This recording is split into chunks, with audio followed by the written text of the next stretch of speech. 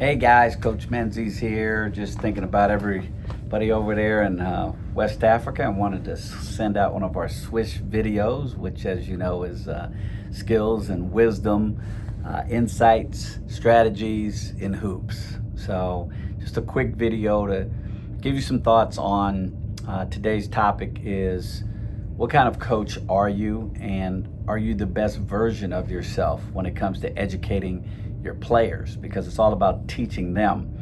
Too many times we get caught up in how we look and the emotions of competing and what we're going through. So you got to ask yourself, what type of coach are you?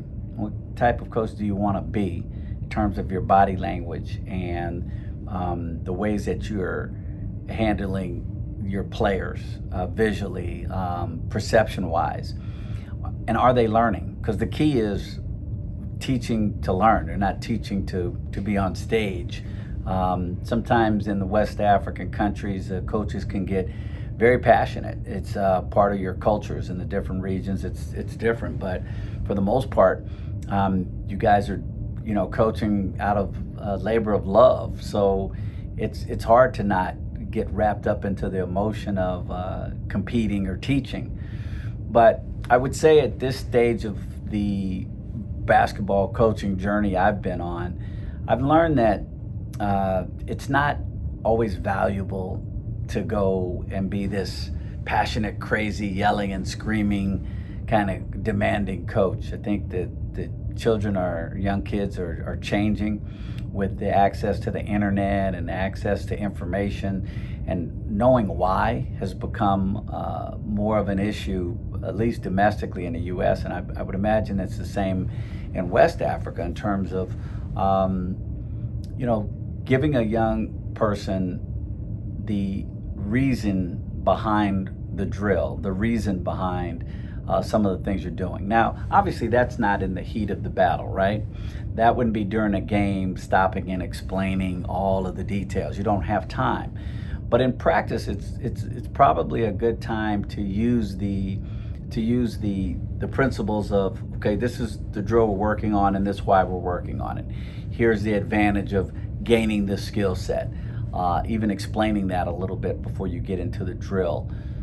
So my advice to you is to get a video of yourself from either one of your friends or your assistant coaches. Just use their cell phone and tape yourself while you're coaching.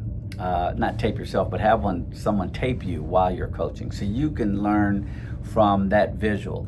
Are you too animated?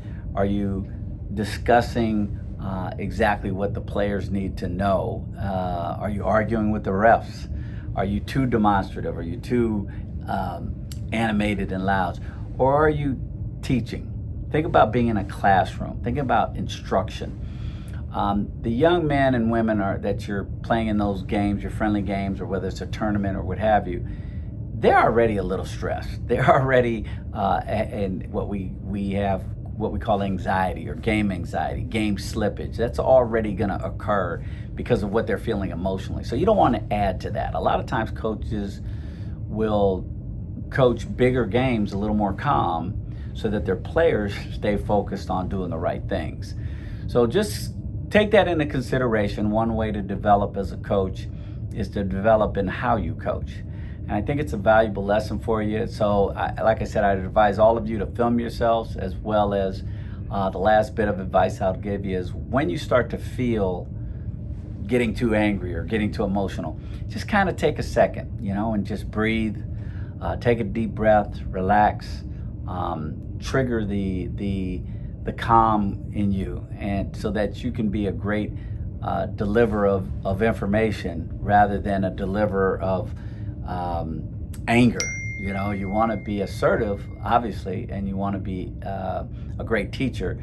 And you can't do that if you're always yelling and always screaming. Those days are kind of come and gone, in my opinion. So for what it's worth, another quick SWISH video to enhance my brothers and sisters in West Africa. Love you guys, and we'll see you soon.